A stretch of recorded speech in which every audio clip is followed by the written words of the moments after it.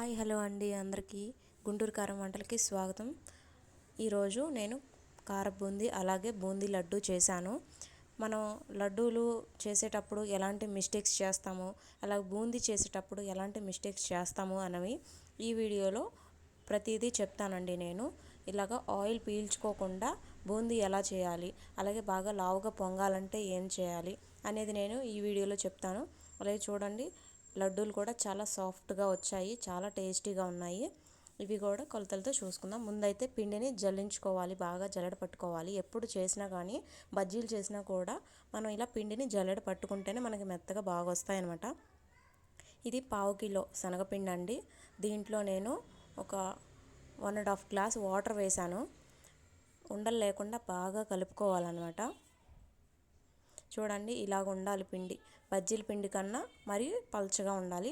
ఒక డ్రాపు ఆయిల్లో వేస్తే అది కింద ఆనకుండా పైకి పొంగిపోవాలి, అంత వేడిగా ఉండాలి. అలా అయితేనే మనకి బూందీ బాగా పొంగుతాయి. ఇలాంటి చిల్లుల గిన్నెలో నేను వేసుకుంటున్నాను. ఇదిగోండి, అలా మనం పిండి వేయగానే అలా జారి పడిపోవాలి. అప్పుడు మనకి ఆయిల్ కూడా బాగా హీట్ అయితేనే అవి బాగా పొంగుతూ పైకి వస్తాయి. అలాగే మనం ఎక్కువ వేయకూడదు, ఎందుకంటే ఒకదాని మీద ఒకటి వేయటం వల్ల మనం ఎక్కువ వేసిస్తే తొందరగా అయిపోతుందని వేసేసామనుకోండి, దాని మీద పడిపోయి మనకి మంచిగా రావు బూందీ. అన్నీ అతుక్కుపోయి గడ్డలు గడ్డలుగా ఉండలు ఉండలుగా వస్తుంది. ఇదిగోండి, చూడండి, చాలా రౌండ్గా వచ్చి బాగా పొంగిపోయి. నేను ఇందులో సాల్ట్ కానీ ఇంకా సోడా ఉప్పు కానీ ఏమీ వేయలేదు.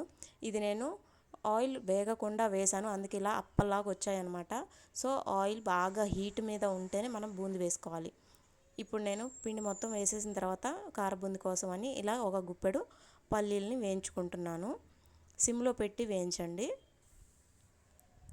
ఇందులోనే ఒక 2-3 వెల్లుల్లి దంచాను, అలాగే ఒక 5-6 రెమ్మల కరివేపాకును కూడా ఇందులోనే ఫ్రై చేసేసుకున్నాను. ఇప్పుడు నేను చూపిస్తాను. ఇది లడ్డూల కోసం అండి, మెత్తగా ఉండాలి ఇవి, అంటే ఎక్కువగా ఫ్రై అవ్వకూడదు. ఇవి బూందీ కోసం కొంచెం గోల్డెన్ బ్రౌన్ కలర్లో రావాలి, కట్ చేస్తే ముక్కలు ముక్కలు కావాలి. అలాగే ఇవి మనం అప్పల్లాగా అయిపోయాయని చెప్పాను కదా, ఆ బూందీ అనమాట. ఇప్పుడు కార బూందీలో నేను ఇందాక వేయించి పెట్టుకున్న పల్లీలు అవి వేసాను, అలాగే ఒక స్పూన్ సాల్ట్, ఒక స్పూన్ కారం వేసేసి కలుపుకున్నానండి. అంతే. మిక్చర్ అయితే చాలా టేస్టీగా వచ్చింది. ఆయిల్ కూడా ఏమీ పీల్చుకోలేదు. చాలా ఈజీగా అయిపోయేది ఏంటంటే మిక్చరేనండి. మనం కష్టం అనుకుంటాం కానీ చాలా ఈజీ. ఇంకా లడ్డూల కోసం నేను కిస్మిస్ని వేయించుతున్నాను నెయ్యి వేసుకొని. మీరు జీడిపప్పు కూడా వేసుకోండి, నాకు అవైలబుల్గా లేవు, నేను ఇవి మాత్రం వేస్తున్నాను.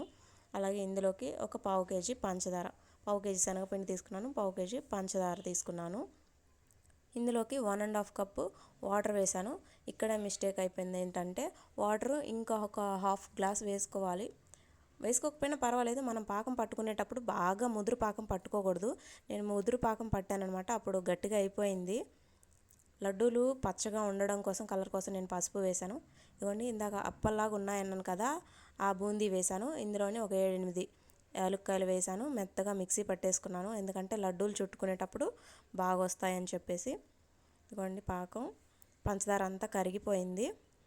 మరీ ముదురు పాకం పట్టకండి, ఎందుకంటే మనం బూందీ అందులో వేసి తిప్పేసి ప్లేట్లో వేసేసరికల్లా ఒక్క నిమిషం కూడా ఆగకుండా వెంటనే గట్టిగా అయిపోతుందనమాట.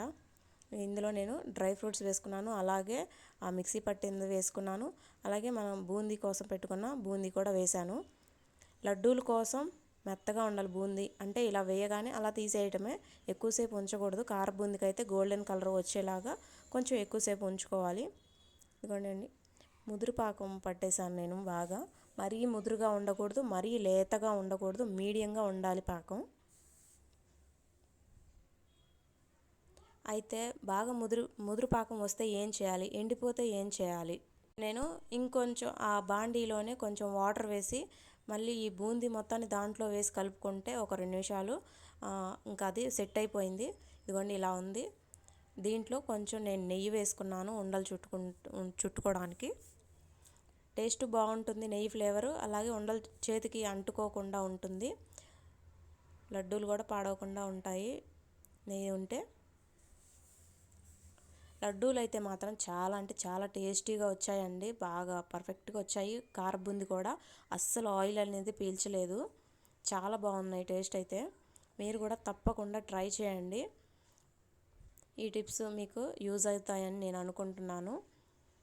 ఈ వీడియో కనుక మీకు నచ్చినట్లయితే మన ఛానల్ని సబ్స్క్రైబ్ చేసుకోండి. ఇలాంటి వీడియోస్ ఎన్నో పోస్ట్ చేస్తాను. లైక్ చేయండి, షేర్ చేయండి. Thank you.